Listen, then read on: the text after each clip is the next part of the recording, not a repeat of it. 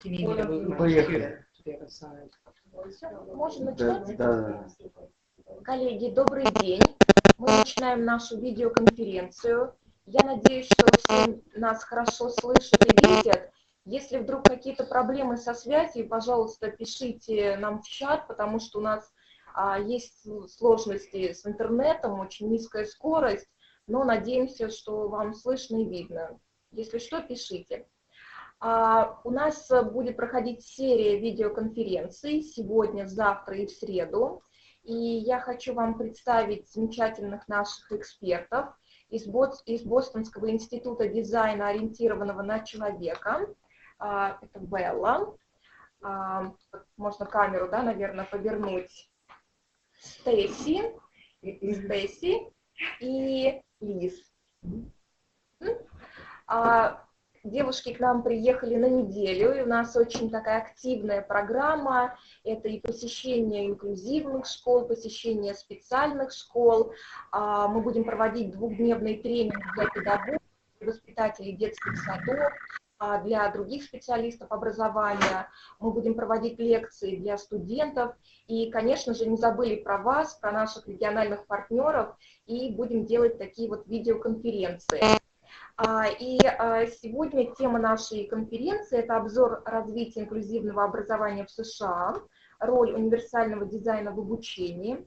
Завтра мы с вами поговорим о включении детей с инвалидностью в общеобразовательные школы, лучшие практики и сопровождение детей с инвалидностью из средней школы в учреждения среднего, профессионального и высшего образования.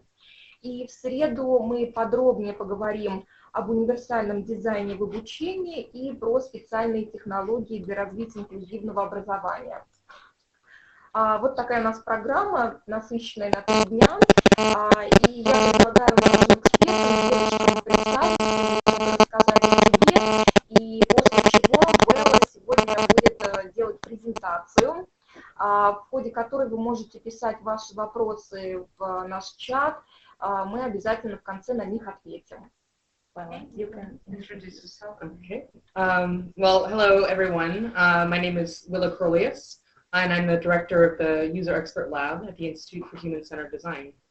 Здравствуйте, меня зовут Уилла Crolius, и я директор лаборатории, которая работает с пользователями и экспертами в Институте дизайна, ориентированного на человека. And to give you a little bit of my background, I studied politics, particularly political activism and freedom of dissent, before I got my degree in industrial design. И до того, как я получила образование по индустриальному дизайну, я работала в политике. And we're going to go around the table. So, Liz. Давайте повернем камеру. Hi, I'm Liz Capet. I'm also working at the IHCD-2. Здравствуйте, меня зовут Лиз, я тоже работаю в Институте дизайна, ориентированного на человека.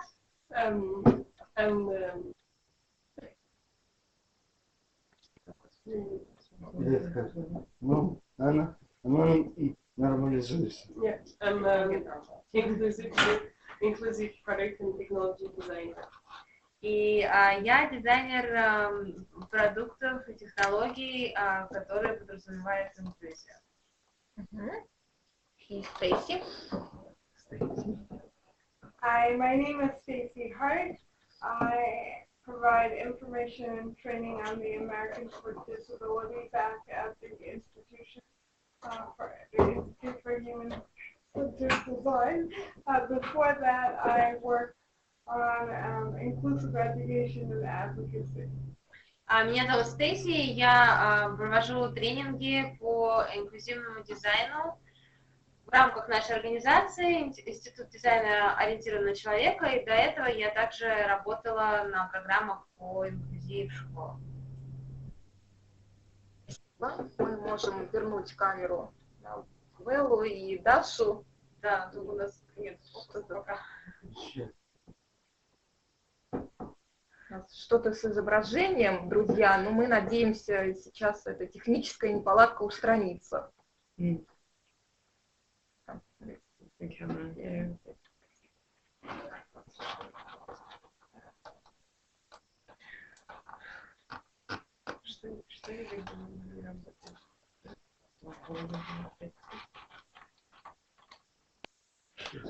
Продолжать без изображения? Можем мы, наверное, презентацию, да? Да. Игорь, а ты выведи, пожалуйста, на экран презентацию, и тогда.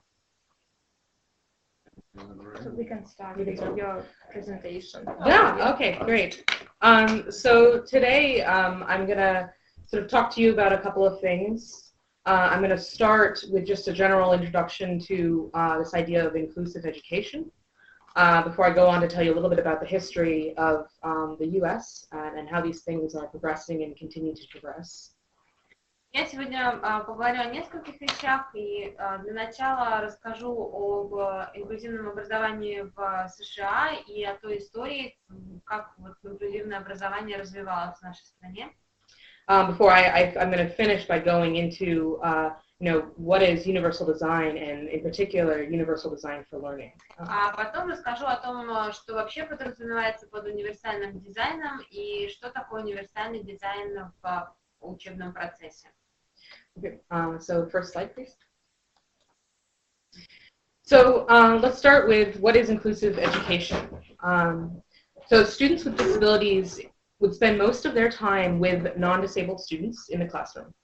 Начнем мы, наверное, с определения инклюзивного образования, которое подразумевает, что ученики с разными видами инвалидности проводят либо все учебное время, либо большую часть учебного времени со своими обычными сверстниками.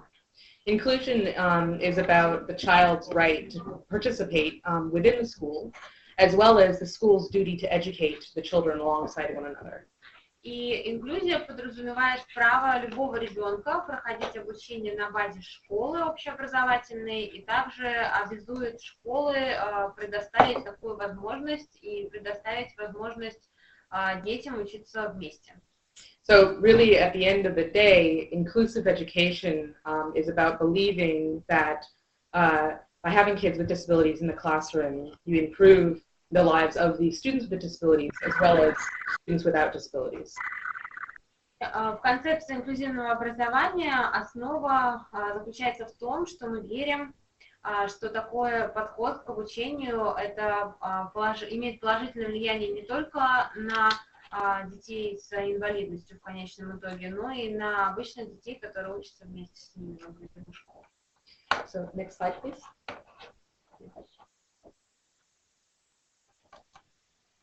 So when I talk about sort of the history of what happened in the States, I'm going to start by going back to 1954. И начиная с истории, которая развитие инклюзивного образования в США, нужно вернуться в 1954 год. And I just want to make it clear that this is sort of an abbreviated history. I'm just pulling out certain things that I wanted to draw attention to. И я, конечно, не буду рассказывать подробно всю историю развития инклюзивного образования в США, я просто выделила какие-то основные моменты, которые действительно были ключевыми. So again, so in 1954, the U.S. Supreme Court we had a very important case called the Brown versus the Board of Education.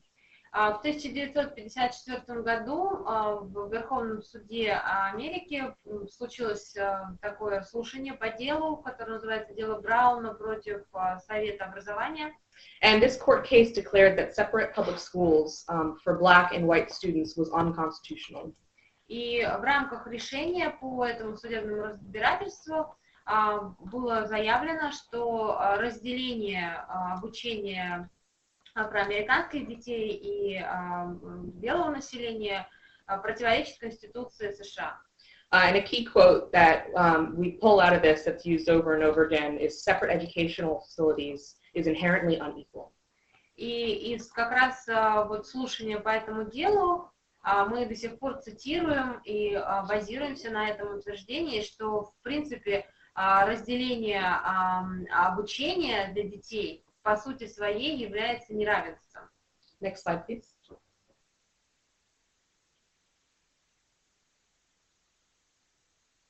So in 1961, the American National Standards Institute developed the first standards for barrier-free design. Первые стандарты для создания безбарьерной среды были разработаны в США в 1961 году Американским национальным институтом стандартизации. And in 1971, the U.S. District Court of Alabama ruled that people with disabilities cannot be locked away in custodial institutions without treatment or education. И в 1971 году было принято решение окружным судом штата Алабамы, что люди с инвалидностью не могут быть отделены от общества и жить в специальных учреждениях без права на лечение или образование. And in 1973, Section 504 of the Rehabilitation Act forbid discrimination against people with disabilities in any activity or program that received federal financial assistance. This included every school. И в 1973 году вышла поправка 504 к закону о реабилитации, согласно которой стало запрещено разделять, дискриминировать людей, детей с инвалидностью каким бы то ни было образом в рамках программ, которые получали финансирование на государственном уровне, да, государственное финансирование. И таким образом под эту программу попали все школы. And sort of a side note, after the passing of the 1973 legislation, this sparked a series of sit-ins within the United States about the fact that all these laws have been passed, but enforcement was still an issue. И, конечно, все не случилось в одночасье, и несмотря на то, что на законодательном уровне все необходимые законы и акты были приняты в 1973 году, достаточно длительное время все равно приходилось всячески прикладывать усилия для того, чтобы они начали исполняться. And while things are better, it's unfortunately still a bit of an issue. И несмотря на то, что сейчас, конечно, в США гораздо все лучше обстоит с этим вопросом, все равно я бы не сказала, что он решен окончательно. Next slide, please.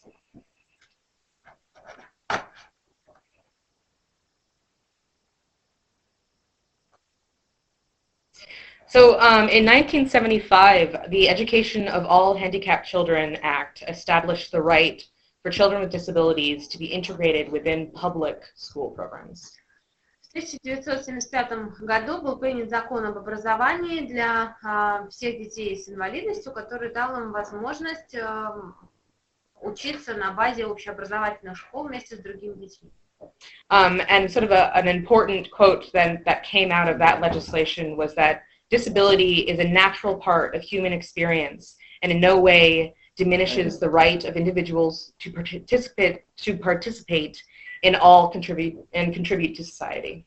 И очень важно было, что именно в рамках этого закона было принято определение о том, что инвалидность это не какой-то особый опыт людей, да, то есть это то, что происходит в нашей жизни, это нормально, и ни в коем случае нельзя людей с какими-то особенностями на основании этих особенностей исключать из жизни общества, не давать им возможности получать образование или вносить свой вклад в развитие общества. That legislation was also important for pulling out, it's about public education, offering public education to students with disabilities. И опять же, в рамках этого закона стало возможным предложить обучение для детей с инвалидностью на базе общеобразовательных школ. And then, of course, sorry about that. In 1990, the landmark American with Disabilities Act was passed. И в 1990 году был принят закон о правах людей с инвалидностью в США.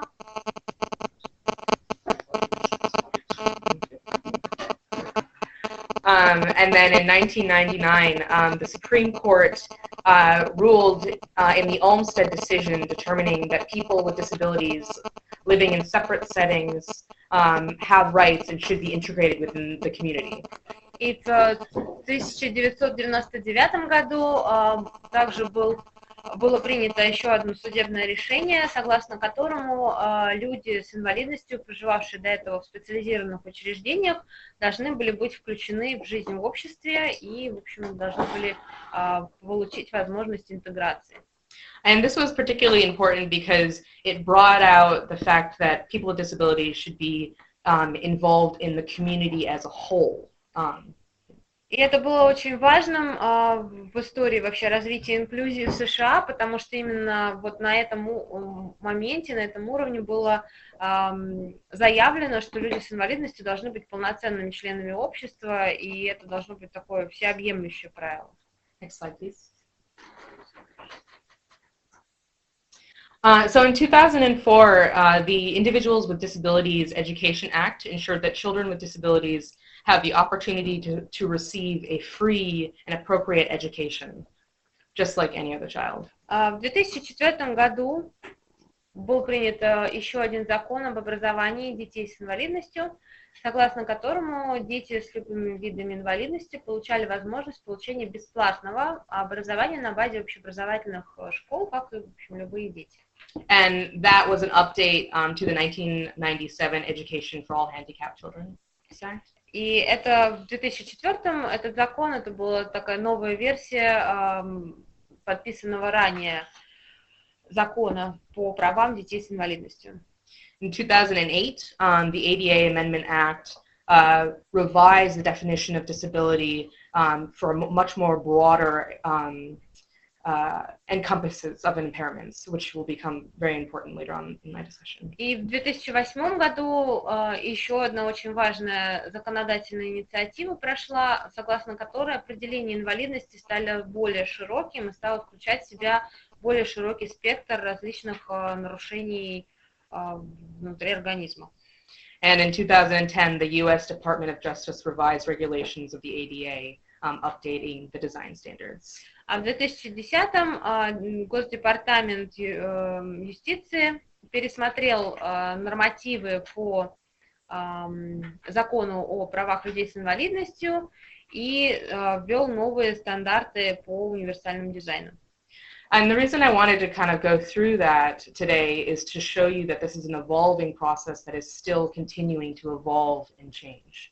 И почему я начала свою презентацию вот с такого краткого экскурса в историю, я очень хотела показать, что это достаточно длительный процесс, который происходил поступенчато и который до сих пор продолжает происходить. Next slide, please. So all of these laws and legislation was passed and continue to be updated, but there are problems that still arise in particular two that I want to focus on. И несмотря на то, что столько законов в этой сфере выпущено в США и очень много инициатив и программ уже реализуется, все равно есть две сложности, про которые мне хотелось бы сегодня поговорить. First, there's an assumption that there is a sharp line between them and us. Первая сложность — это то, что в сознании людей все равно остается очень четкое разграничение на нас и их. And second is that a lot of the time people just say, just tell me what I have to do, instead of wanting to think about how we can really include people. И второе, очень часто в процессе внедрения инклюзии все хотят получить готовое решение, все хотят, чтобы им просто вот сказали, что нужно делать, и не хотят самостоятельно искать эти решения и подбирать какие-то пути. Next slide, please.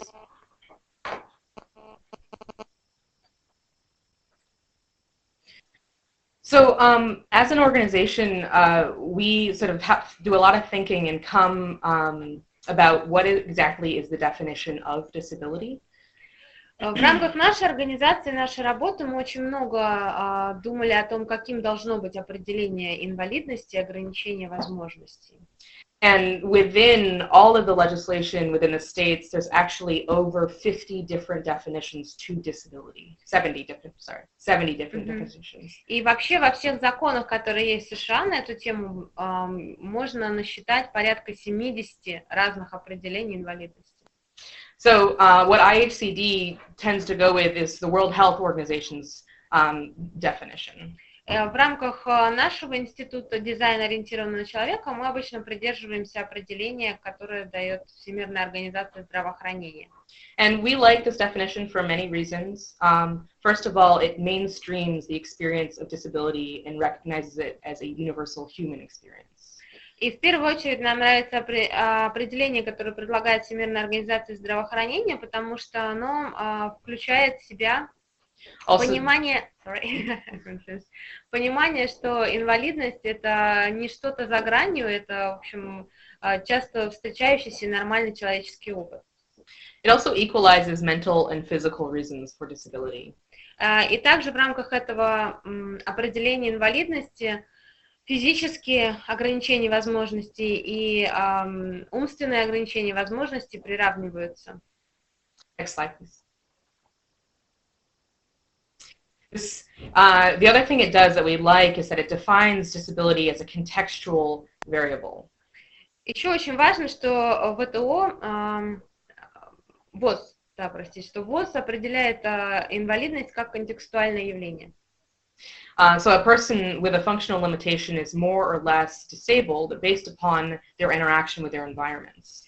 То есть считается, что человек переживает ограничение своих возможностей в том случае, если он не совпадает с характеристиками среды. So as designers, this is very exciting because we can control or sort of work at controlling the physical environment, the communication environment, information environments to enable people. И для нас, как для архитекторов и дизайнеров, это очень важно понимать, потому что в нашей работе мы можем влиять на ту физическую среду, на ту информационную среду, на ту коммуникативную среду, которую мы создаем для людей, и таким образом давать им возможность не чувствовать ограничения своих возможностей. Next slide.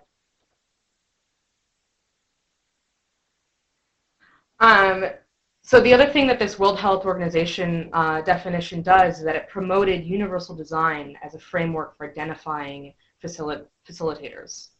Точно так же в рамках этого определения Всемирной организации здравоохранения универсальный дизайн выступает как основная концепция, благодаря которой можно вообще создавать безбарьерную среду.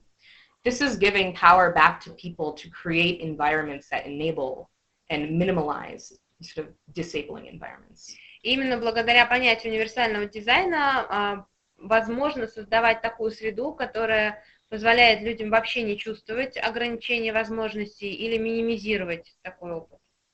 Next slide.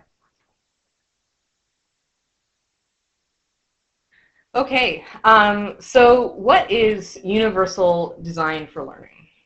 И теперь мы подходим с вами к понятию универсального дизайна в обучении. So universal design for learning, or UDL, is a set of principles for curriculum development that give individuals equal opportunities to learn. И в рамках обучения универсальный дизайн предполагает некий набор принципов, который позволяет разработать такой курс обучения, который подходит различным потребностям разных учеников. It provides a blueprint for creating instructional goals, methods, materials, and assessments to work for everyone. И он позволяет создать некую концепцию, в рамках которой предусмотрена разработка методов, способов тестирования и обучения, подходящих для всех. So it's making curriculum that's not looking for, one singular. It's not accepting the one-size-fits-all type of solution. It's looking for a more flexible approach to learning. И в целом это более гибкий подход к процессу обучения, это не поиск какого-то одного решения, которое будет работать для всех, это скорее поиск какой-то такой гибкой концепции, гибкого подхода, который можно будет приспосабливать в зависимости от потребностей ученика. And within that flexibility, you give people the option to customize and adjust for individual needs. И благодаря вот такому подходу становится возможным индивидуализация в каждом конкретном случае и адаптация процесса обучения под конкретные потребности конкретного ребенка. Next slide. So what I'm going to do is sort of break this down word by word for you all.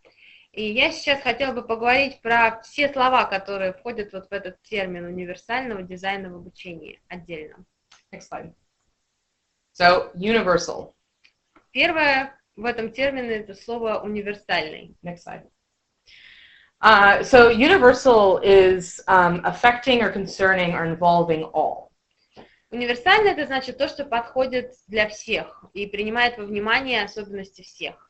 So we want to have curriculum that can be understood by a diverse group of students. Если мы с вами говорим про обучение, то значит у нас должен быть такой план обучения и такая учебная программа, которая будет воспринята и понятна самым разным ученикам. Next slide. So now I'm going to go into Cass' idea for learning. А теперь я хотела бы немножко сконцентрироваться именно на обучении. Next slide. So the National Center on Universal Design for Learning has a series of sort of neuroscience reviews that show that, first of all, variety in how people learn is normal and not exceptional. Очень много проведено исследований нейробиологами в рамках специальных организаций, которые занимаются данным научным вопросом. И уже сейчас данные исследования показывают, что мы все воспринимаем информацию по-разному, мы все обучаемся по-разному, и нет такого понятия, что вот есть норма, есть какие-то отклонения, исключения. Есть скорее просто вот вариативность и разнообразие. Learning something involves the whole brain. We all operate across a spectrum of perceptual, cognitive, and emotional capacities when learning. И в процессе обучения у нас задействованы разные отделы головного мозга, и у нас у всех с вами разные эмоциональные реакции, у нас у всех разные когнитивные способности, у нас у всех разные восприятие информации, и, в общем, для каждого из нас есть некая такая шкала, в рамках которой каждый находится. So in addition, our success is often determined by supports or barriers that we encounter in materials or environment. И очень часто то, насколько успешно мы обучаемся чему-то, зависит от того, получаем ли мы поддержку в процессе обучения, необходимую именно нам, с учетом наших особенностей, или мы сталкиваемся с какими-то барьерами. Again, you're finding that sort of connection between the World Health Organization and what CAST and Universal Design for Learning is trying to do. И опять же, здесь мы видим с вами взаимосвязь того определения, которое дает Всемирная организация здравоохранения, и того, как это может применяться на уровне образования. So the scientists at the National Center for UDL have broken down learning into three main networks. Ученые, которые работают в Центре по изучению универсального дизайна для обучения, разбили работу мозга на работу трех сетей. Next slide.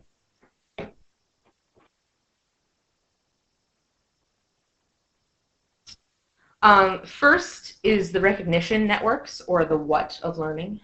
Первое — это распознание информации, то есть то, как мы учимся. So this is how exactly are we gathering and categorizing what we see, hear, and read within a classroom. Это подразумевает то, как мы воспринимаем информацию, то, как мы собираем какие-то факты для себя, то, как мы анализируем то, что мы слышим, видим или переживаем в рамках вот конкретного класса. Next is the strategic networks, so the how of learning. Вторая как бы группа взаимосвязи внутри мозга — это стратегические связи, стратегическая сеть, и это такое понятие самого процесса образования. So this is the planning and performing tasks, or the how we organize and express ourselves. То есть он подразумевает восприятие инструкций, выполнение заданий и то, как мы умеем организовать себя и как мы умеем выразить свои идеи и то, что мы знаем. The third category is the affective network, or the why of learning.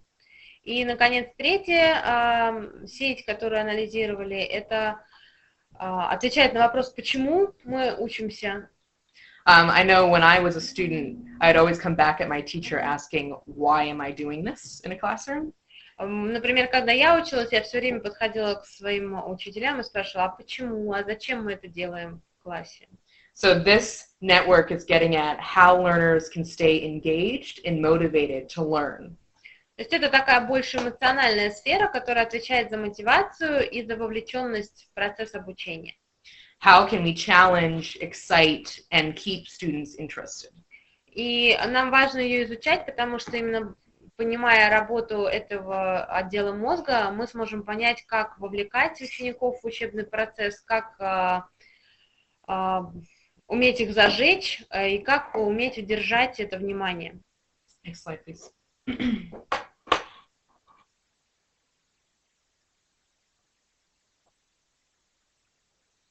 So next I'm going to talk a little bit about the design and where that came from, universal design for learning. И теперь обратим внимание на слово «дизайн» в нашем определении. Next slide.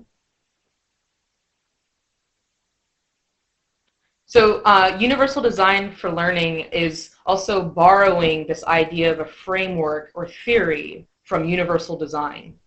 Универсальный дизайн в обучении, опять же, отталкивается от концепции, в рамках которой существует универсальный дизайн в целом. Next slide. Universal design, also known as inclusive design or design for all, is a framework for designing places, things, information, and communication and policy that focuses on a user. И в целом универсальный дизайн, который также еще называют инклюзивным дизайном или дизайном для всех, это концепция, в рамках которой разрабатывают самые различные продукты, не только предметы, не только экстерьер, интерьер, но и какие-то коммуникационные продукты, информационные продукты. И самое важное, что данные продукты отвечают потребностям самого широкого спектра людей. The idea is to get the widest range of people to operate in the widest range of situations without adaptation or specialized design. И идея универсального дизайна в том, чтобы как можно большее количество людей могли им пользоваться, и им не нужно было при этом каждому отдельно как-то адаптировать среду или какой-то предмет под себя. When you design with users on the outer edge of the spectrum of ability, you will end up with something that works better for everyone. И, конечно, если мы разрабатываем и проектируем что-то, принимая во внимание крайние точки спектра возможностей людей, то мы тем самым создаем вещь или пространство, которое подходит всем, кто вот внутри этого круга и спектра находится. An example of this would be captioning on television. Например, если мы возьмем с вами введение субтитров к фильмам или видео. While having that option is greatly and very important for people in the deaf community, it also is very useful for people learning a new language, people at the gym, or people watching TV with their spouses asleep next to them. И хотя изначально введение субтитров создавалось как опция для слабослышащих или глухих людей, сейчас ей пользуются и те, кто изучает языки при помощи этого. И если, например, кто-то хочет посмотреть фильм, а рядом муж или жена уже спит, да, и нужно смотреть без звука. Next slide. So I want to make this clear that universal design is not just accessible design. И очень важно понимать, что универсальный дизайн не ограничивается доступным дизайном. Accessible design is necessary baseline for universal design, but accessibility standards usually focus on a particular, so I know in the States, it's particularly the wheelchairs and maybe some people who are blind or deaf. И несмотря на то, что доступный дизайн является как бы такой основой для универсального дизайна, но это лишь минимальные требования. Как правило, в Штатах, по крайней мере, под доступным дизайном подразумевается что-то доступное для инвалидного кресла или для людей, которые не видят. As an organization, a lot of times we think of the accessible design as what the standards and the laws say you have to do. То есть для нас, как для архитектурной организации, доступный дизайн – это минимальные требования, которые должны быть соблюдены в рамках закона. Whereas universal design is more of a dynamic way of thinking about designing things. В то время как универсальный дизайн – это больше такой мыслительный процесс и умение подумать о том, как вообще можно что-то сделать, спроектировать. So it starts with the person and anticipates needs and preferences and identifies facilitators to maximize sort of limitations and then how can we create solutions? И универсальный дизайн всегда отталкивается от конкретного человека, от его потребностей и смотрит, как можно приспособить среду или пространство, или то, что проектируется под потребности конкретного человека, какие можно создать вспомогательные средства, которые облегчат взаимодействие человека со средой. So again, going back to that initial, we don't want to hear what do I have to do, but what can I do? И это очень важно, не просто ждать, что вам дадут инструкцию четкую, что нужно сделать, да, но подумать самим, а что мы можем сделать. Next slide.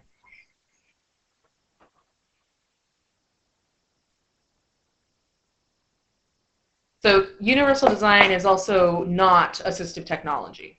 Еще очень важно понимать, что универсальный дизайн это не вспомогательные технологии. The goal of universal design is to anticipate a diversity of users and circumstances in which they'll be in the environment. В рамках универсального дизайна очень важно предвосхищать те потребности, которые будут появляться у пользователей конечным продуктом, и предусматривать самые разные ситуации, самые разные потребности людей. But it operates on a general level and not on a personal level. И универсальный дизайн — это концепция, применимая на глобальном уровне, а не на личном уровне. Whereas assistive technology operates entirely on a personal level. В то время как любые вспомогательные технологии — это все-таки очень персонифицированные вещи, это то, что применимо вот на личном уровне. And it bridges the gap that some people experience within a fully integrated, universally designed environment. И вспомогательные технологии помогают как бы перекрыть те пробелы, которые остаются во взаимодействии человека и среды, даже если эта среда была достаточно хорошо спроектирована. The example I have up on the slide is it's a public bus, and having a low floor bus would be universally designed because it works better for everyone, whether you are using a wheelchair or you can't step up that high or you just are carrying a bunch of things. И вот пример я привела при помощи фотографии на этом слайде. Автобусы с низкой посадкой вообще удобно любым людям, вне зависимости от того, передвигаются ли они на инвалидной коляске, или у них руки заняты там, коробками, тяжелыми сумками, или просто, в принципе, человек уже, например, в возрасте, ему тяжело высоко подниматься. Whereas the wheelchair itself would be assistive technology because it's for that one individual. Но в то же время, если человек передвигается на инвалидном кресле, то вот инвалидное кресло — это такой пример вспомогательной технологии, который вот применим именно для этого конкретного человека. Next slide, please. So universal design for learning takes this idea and applies it to the designing of flexible curriculum. И в рамках универсального дизайна для обучения эта же идея применяется к учебной программе. Next slide.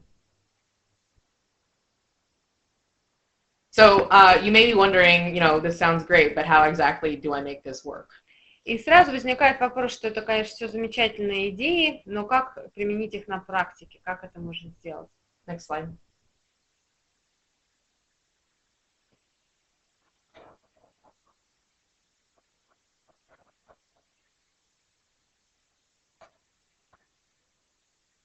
So again, we're going to want to be thinking about these three networks again. Опять же, нам понадобится с вами вспомнить про те три сети внутри нашего мозга, которые отвечают за разные процессы. So starting with the recognition networks, or the what of learning. Помнить про то, как мы воспринимаем информацию. Next slide.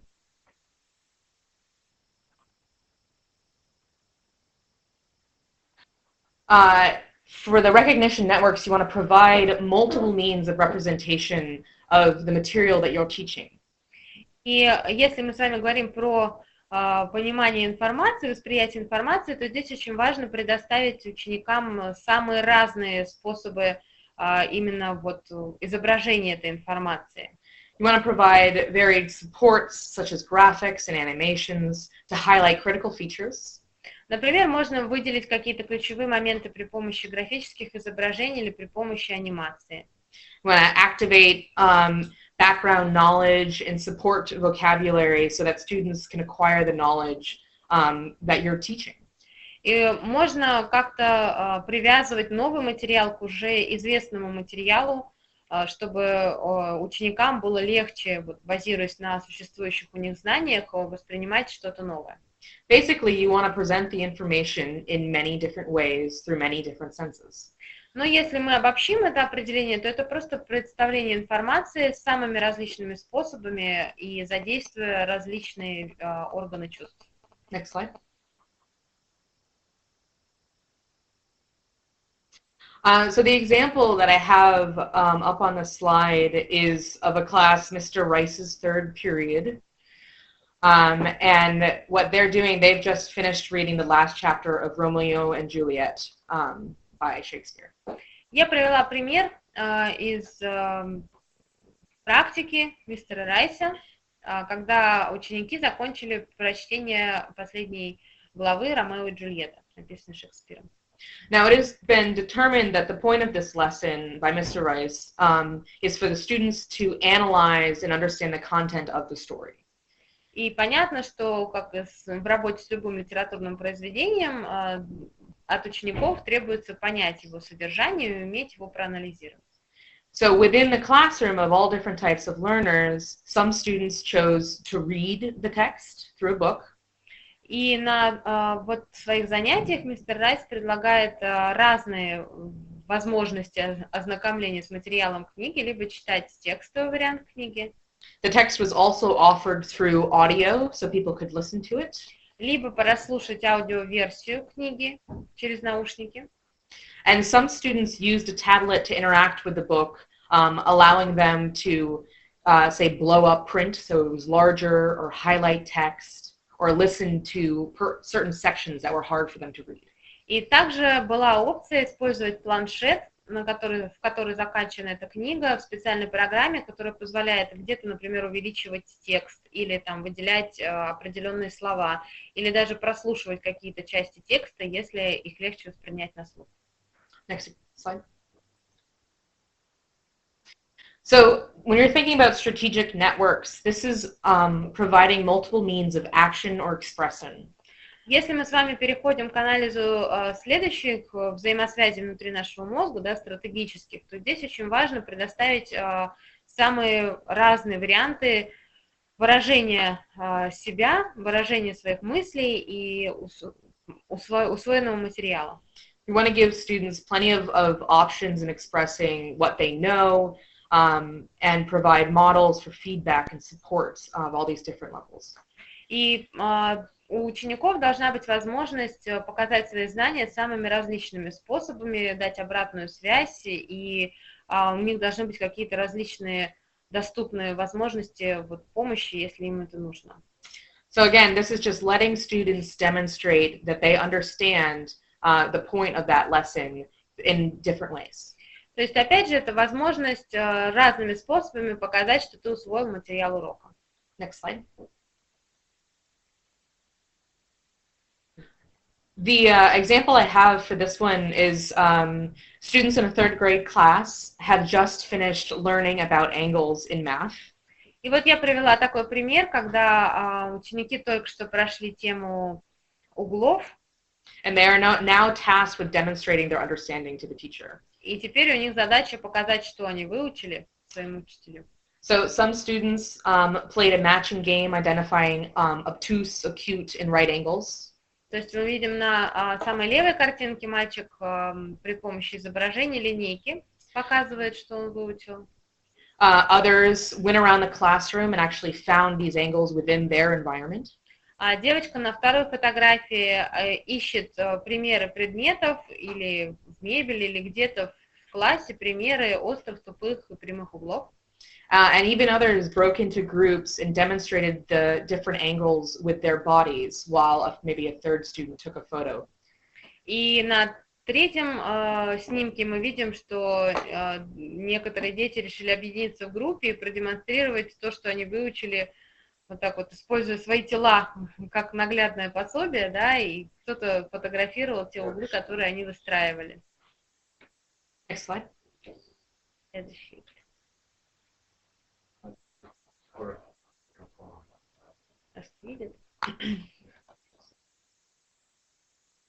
So then the effective network, the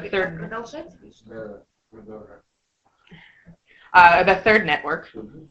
Итак, третья сеть внутри нашего мозга. This is the providing multiple means of engagement. Подразумевает, что очень важно в процессе обучения давать различные способы вовлечения детей в процесс. So what fires up one student won't necessarily fire up the next one. Потому что то, что может зажечь и вовлечь в учебный процесс одного ребенка, может другого оставить абсолютно равнодушным. So to the best of your ability, you want to give each student choices to fuel their interests and autonomy. Поэтому очень важно предоставлять возможность подогревать интересы, самые разные интересы ваших учеников. Because we know that if learners love to learn, then they'll persist through challenges. Потому что мы знаем, что если ребенку нравится учиться, то он легче преодолеет возникающие трудности. Next slide. So for this example, again, I took us back to Miss Silver's class in the 3rd grade. И опять я как пример взяла 3-й класс, мисс Силвер. And on the screen there's an animation of having different stations of engagement within the classroom. И на этой картинке показано, как организовано классное пространство для того, чтобы были различные зоны, которые предполагают различную степень вовлеченности, различные виды активности. Each station gives students sort of an opportunity to engage with the curriculum and express, in whatever way they are excited about that day. И разные зоны в этом классе позволяют по-разному работать с материалом и по-разному показывать что-то из этого материала, из пройденного материала запомнил. So for instance, a little table with the computers, perhaps students are blogging about what they've just read. То есть, например, за столом, где 2 ребенка с планшетами, может быть, предлагается написать какую-то заметку, разместить в своем блоге заметку о том, что дети только что выучили или узнали. Whereas maybe on the mat they have more of a sort of conversation or more direct interaction with one another. А в правом нижнем углу на мягких матах мы видим группу учеников, которые сидят и, скорее всего, обсуждают просто вот между собой то, что они выучили. And you can see up on the walls there's a couple of examples of how the progress of students are being mapped, which can be sort of a great tool for kids to get excited about. И мы видим, что сзади на стене прикреплены графики, которые показывают, скорее всего, какой-то процесс обучения и успеваемости. И это такой способ поощрения, который тоже многим детям позволяет включаться в рабочий процесс и с интересом подходить к этому делу. Or there's also a little iPad up there, so probably someone may be listening to something that they're reading or stuff like that. So it's offering, again, stations within the classroom for people to interact with things in many different ways. То есть, опять же, это предполагает зонирование пространства и организацию таких каких-то отдельных участков, каждый из которых вовлекает детей в разные виды деятельности и позволяет по-разному выразить себя. Because one student maybe, will have a lot of energy and want to spend more time on the mat using their body, whereas one other one might enjoy doing the blogging sort of atmosphere instead. So it's offering that all in one. Потому что кому-то нравится, не знаю, сидеть на полу на мате и разговаривать, или там даже, может быть, какие-то физические упражнения параллельно делать, а кому-то хочется уединиться и гораздо более приятно написать в спокойной обстановке свою заметку при помощи планшета. But again, at the end of the day, just this step is about making sure that students are excited about what they're learning. Но самое главное, чтобы вне зависимости от своих потребностей каждый ученик чувствовал это воодушевление от учебного процесса. Next slide.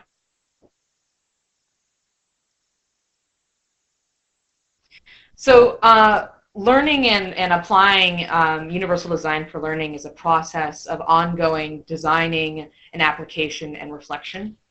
И, конечно, применение универсального дизайна в обучении – это не какая-то одна формула, это такой непрерывный процесс, который все время развивается, какие-то новые грани приобретает. The goal is to make educational opportunities in and outside of the classroom more effective across the natural range of how people learn. И идея универсального дизайна в обучении предоставить как можно больше возможностей обучения как внутри классной комнаты, так и за пределами школы, которые бы учитывали самые различные потребности и самые различные особенности людей вот именно в том, как они воспринимают и запоминают информацию. And so, you know, again, thinking the three networks, you want to present information and content in different ways. И самое важное помнить вот про эти три раздела головного мозга и о том, как мы показываем информацию. Give people many different ways of expressing what they've learned. Как мы спрашиваем, как мы определяем, что наши ученики выучили, и очень важно дать возможность выражать себя доступным способом. And stimulate interest and motivation for learners. И, конечно, всегда важно помнить, что у разных людей по-разному поддерживаются интересы и мотивация к учебе. Next slide. So, you know, in conclusion, inclusive education has lifelong benefits for students with disabilities as well as without. И мне хотелось бы в заключение еще раз заострить внимание на том, что инклюзивное образование дает преимущество не только детям с инвалидностью, но и обычным детям. Disability is a contextual variable. Therefore, a person with a functional limitation can be more or less disabled by the interaction with the environment. И еще очень важно помнить, что переживание ограничений возможностей очень сильно связано со средой. И какие-то изменения среды, характеристик среды будет позволять людям с самыми разными ограничениями возможностями чувствовать меньше таких ограничений. And universal design ideas within the classroom has a potential of enabling the widest variety of users to learn within one environment together. И применение принципов универсального дизайна в обучении позволяет учесть потребности очень широкого спектра детей и тем самым создать возможность для обучения самых разных детей. Игорь, давай посмотрим чат. Сейчас мы посмотрим, если есть от вас вопросы. Пока еще никаких вопросов нет. Давайте с кем-то соединимся. Давайте огромное спасибо. Давай. Владимир, добрый день. Пожалуйста, можете... We'll try to ask Tomsk, it's in Siberia. Oh, okay. If they have any questions, but there are no questions in the chat right now. Она слышала, хочет спросить.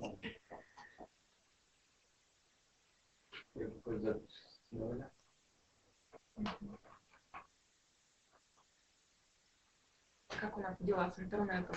Все хорошо, Игорь? Да. Вот поступил вопрос об... Вот из чата поступил к нам... Ага, можешь, пожалуйста? Вопрос. The question about performance, how does performance differentiate in American schools?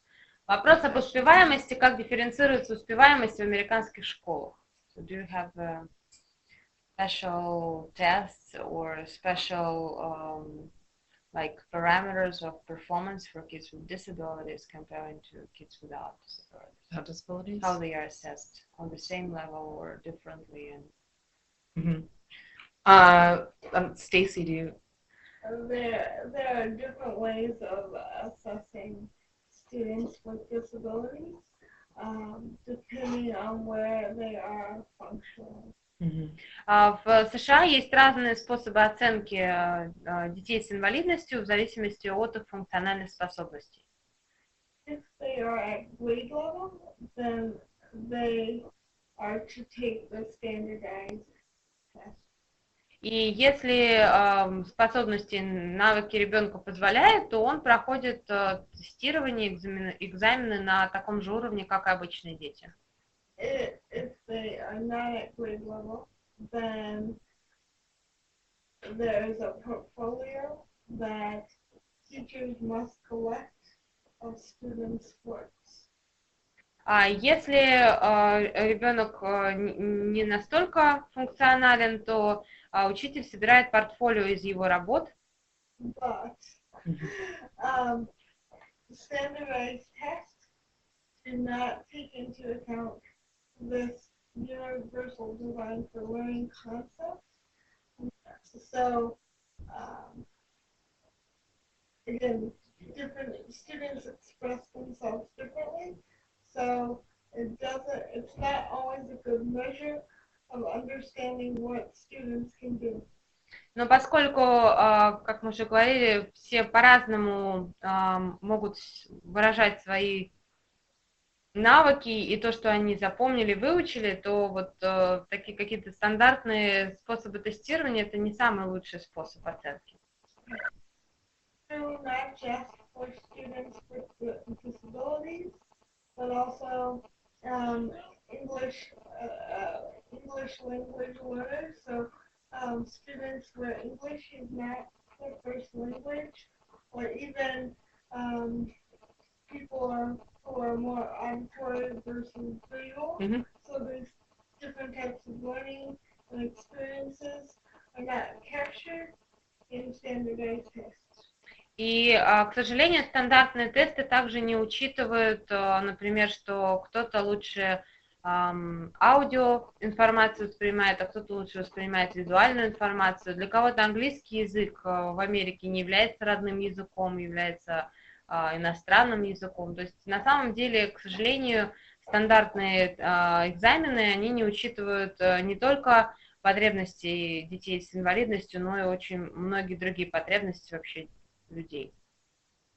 And do you have any, so you don't have any special measures to measure the performance of kids? So within the school, hopefully good schools will practice universal design and learning, but in the end, everyone has to pass the state's standardized test in order to get a diploma.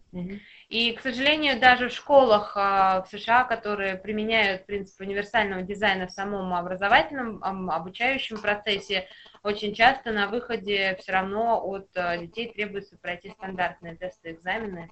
К сожалению, они не имеют какого-то такого ранжирования и адаптации. Там еще был, по-моему, вопрос.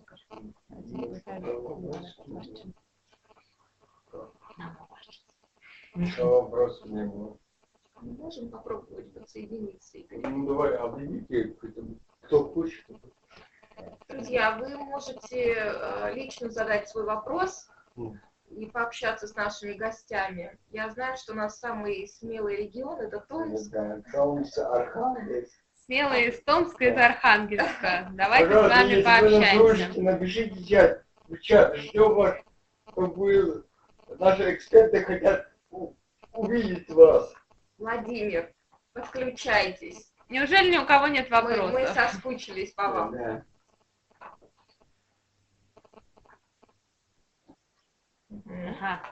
Да. Владимир, здравствуйте. Мы вас не слышим. Пока мы вас не слышим, к сожалению. Включите микрофон. Наверное, надо включить микрофон. Нас слышно? Вот, теперь слышно. Вот. Да. Да.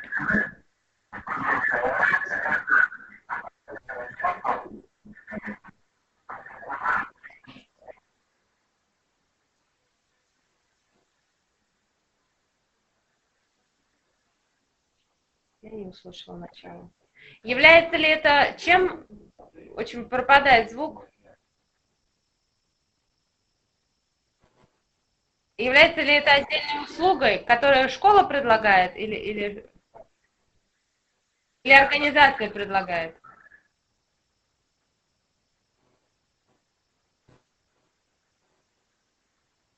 So is it a separate service to create universal design on the school basis, and who applies for this service? I mean, a school, a state, and how it's done? So universal design is a way of thinking that teachers and schools and everyone can do. Универсальный дизайн это на самом деле такой, это отношение, это способ мышления, который могут применять и учителя, и, в общем, кто угодно, в школе и нет.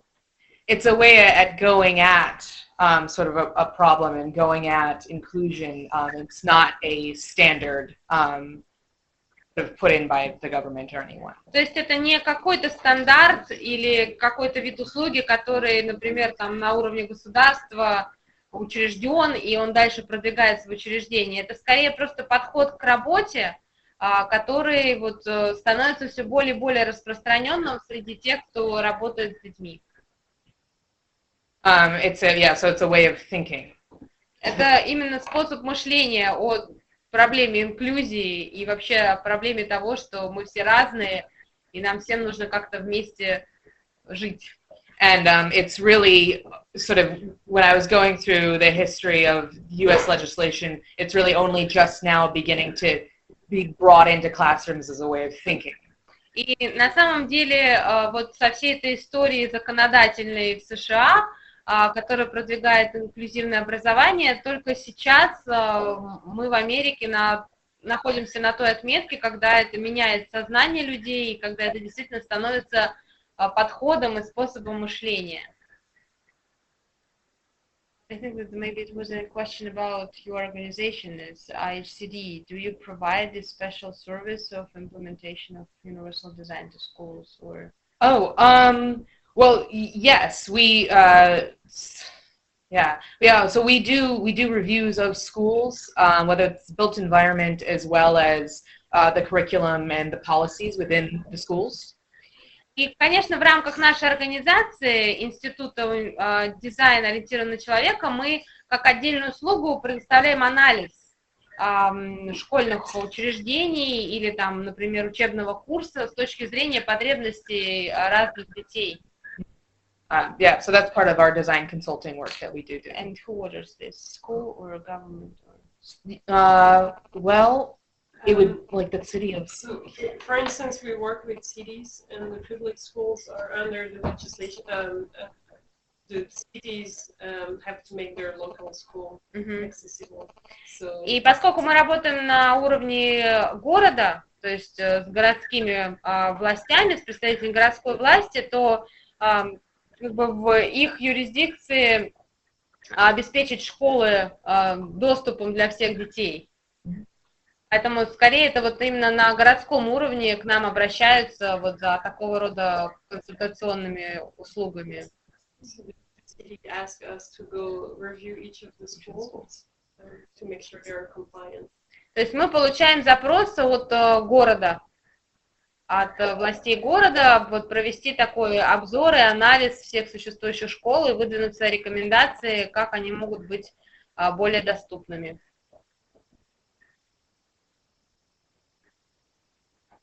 Мы ответили на ваш вопрос?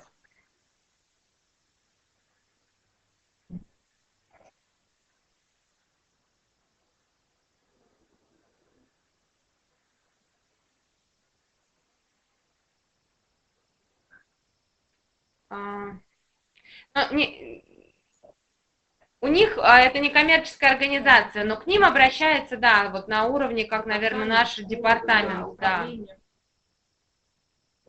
Спасибо, Владимир, Спасибо. за вопрос. Архангельск, да, у нас следующий на связи, Игорь? Да, сейчас пытаемся, сейчас Архангельск. We'll try to connect with Архангельск. Николай, выйдите, пожалуйста, на трибуну. На трибуну, Николай. Не хочет Николай на трибуну. Коллеги, мы извиняемся, у нас сегодня проблемы с интернетом, очень низкая скорость. Игорь мне сказал, что утром была видеоконференция, и интернет совсем плохо работал. Если вы вдруг нас плохо слышите или видите, пожалуйста, вы пишите в чат, чтобы мы знали о проблеме. Хорошо? Да, Завтра все будет окей.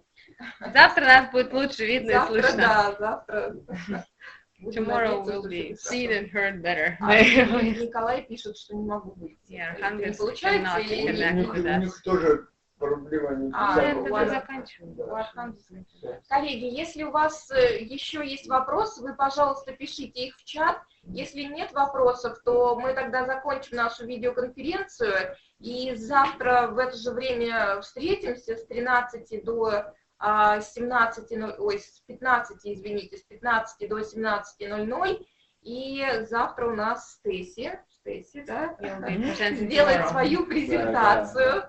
Так что мы с вами прощаемся, но ненадолго. А вот какой-то вопрос, да, поступил? Ну, технически. А вот Николай у нас подсоединился. Николай, вот мы только стали прощаться, и вы подключились. А вот как еще хорошо. вопрос, подожди, про участие в международной конференции. Да. Мы участвуем, нет? Нет, мы, к сожалению, не участвуем. У нас очень насыщенный график работы. У нас с этого числа будет семинар, большой семинар для педагогов. Но наши юристы, наши коллеги из трудоустройства, да, они принимают участие, а мы будем проводить семинар. Так, я видела Николая. Николай, здравствуйте, мы вас видим. Правда, пока не слышим. Николай, мы вас увидели. Мы вас не слышим. Николай, только не слышим да, вас. Включите микрофон, пожалуйста. Никак, да?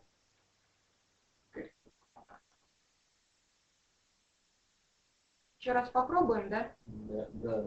Вот еще вот. Николай пытается. Да. Не получается. He's trying to connect. Да. Алло, есть прием. Николай, здравствуйте. Да, мы вас видим и слышим.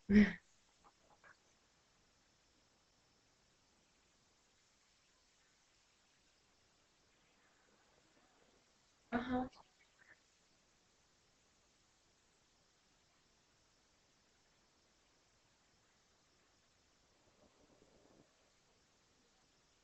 Вы попробуйте.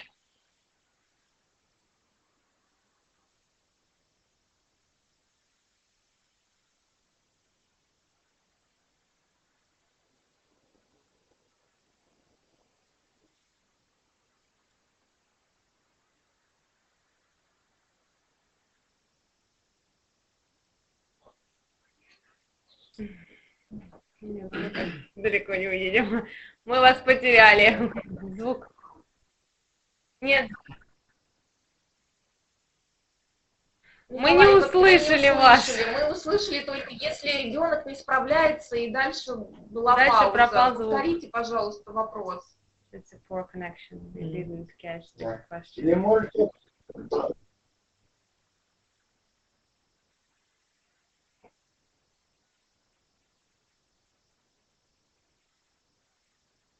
Все, я поняла вопрос.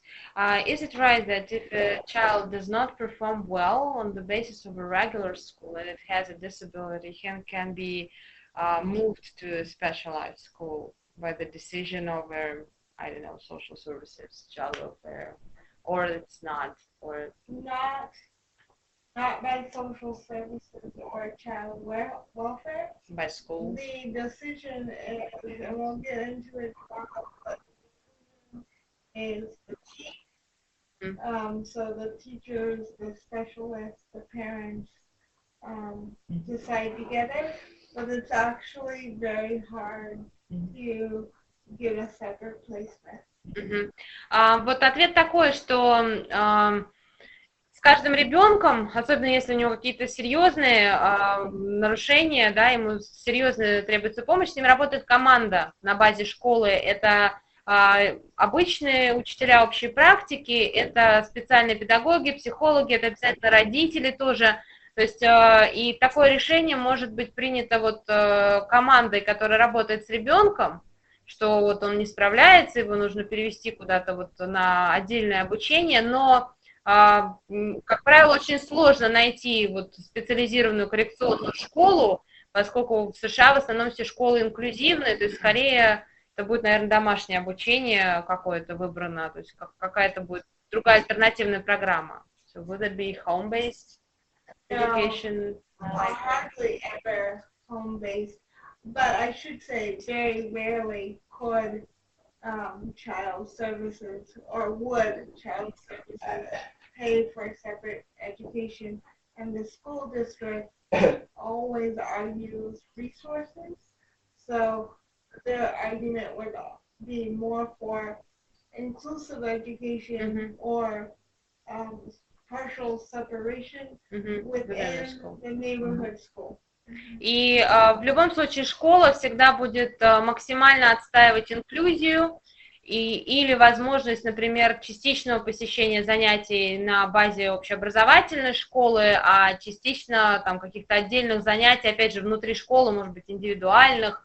Ну, то есть очень редко, когда принимается решение о том, что ребенок будет посещать какую-то вот закрытую специальную школу, и социальные службы или там муниципалитет вообще никак в этом процессе решения не участвуют. То есть только команда специалистов, которые работают с ребенком.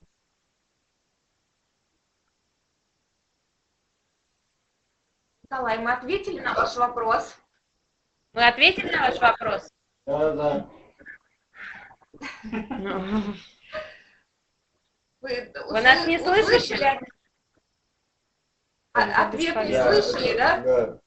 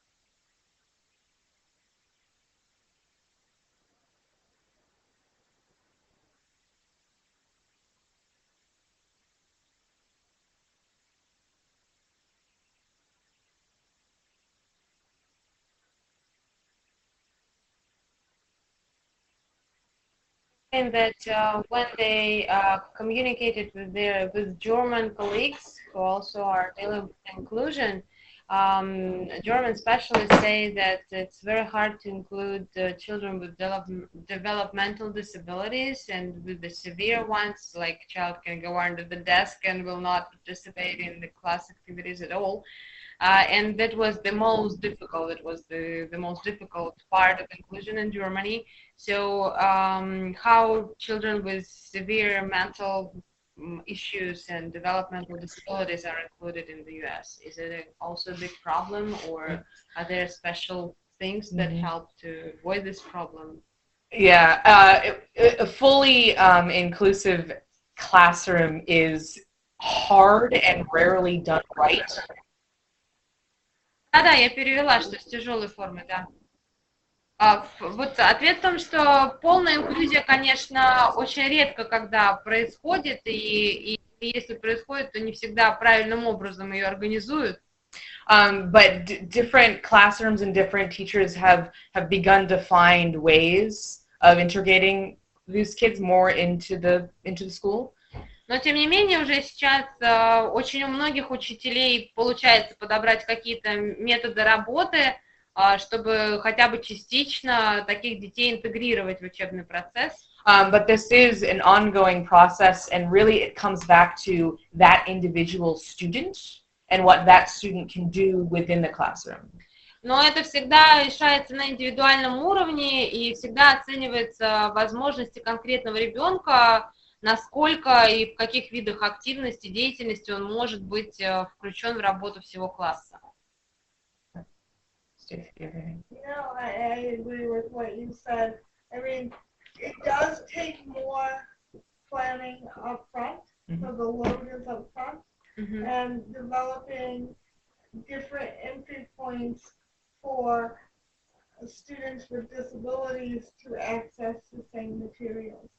И вот еще есть дополнение такое в ответе, что, конечно, при включении детей с серьезными ментальными нарушениями очень большая работа должна быть предварительная проделана по планированию их обучения, по адаптации учебного материала под их потребности. То есть это очень большой пласт работы, он лежит еще вот до непосредственно инклюзии И, в общем, он обязательно базируется на индивидуальных потребностях ребенка, это все в планировании для него учитывается.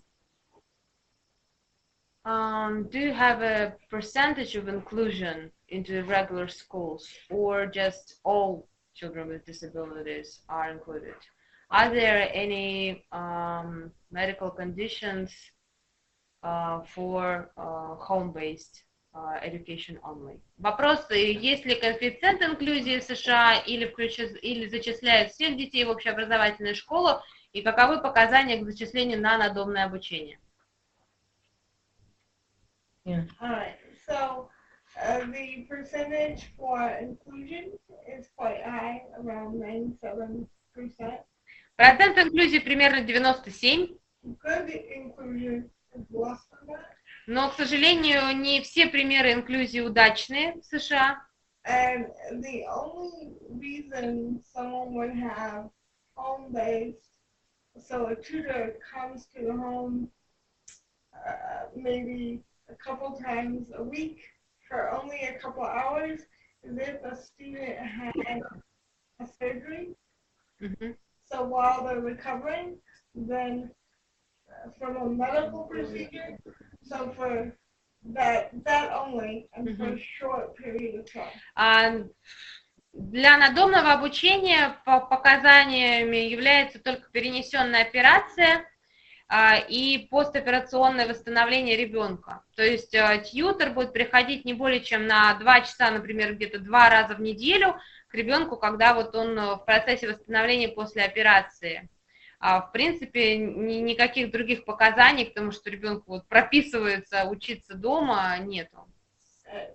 We have a long history, like Willa said, of educating, at least on the books, educating children with disabilities in public schools in 1975. И просто уже достаточно большой опыт накоплен в США вот, инклюзивного образования, поэтому сейчас уже они на таком уровне, что детей с самыми разными нарушениями и проблемами пытаются и включают в общеобразовательную систему школы обычные. Спасибо. Так, что, нет вопросов? Этот мы зачитали, да, Да, вопрос? да, это вот последний. Ага. Больше нет вопросов. Нет больше, да. Коллеги, все, да, больше нет вопросов у нас. Тогда мы на сегодня заканчиваем, да, и надеемся, завтра у нас будет лучше, и у всех у вас работать интернет. И завтра мы с вами тогда продолжим. Что-то там еще поступило, и даже отсюда очень плохо вижу. Даже с психопатоподобными нарушениями. Even with and children with psychopathology, yeah. So, Do they also study in regular classes? So students with mental health and emotional behavioral disabilities are included. Да, все равно даже с психопатоподобными нарушениями, дети с нарушениями развития, задержкой развития, с эмоциональными проблемами в поведении, все равно таких детей включают в общее образование. Ну, я так понимаю, Стейси завтра будет подробно об этом рассказывать, потому что у нас как раз вот тема включения детей с разными формами инвалидности, лучшие практики, и я думаю, что Стейси нам расскажет прям конкретные примеры.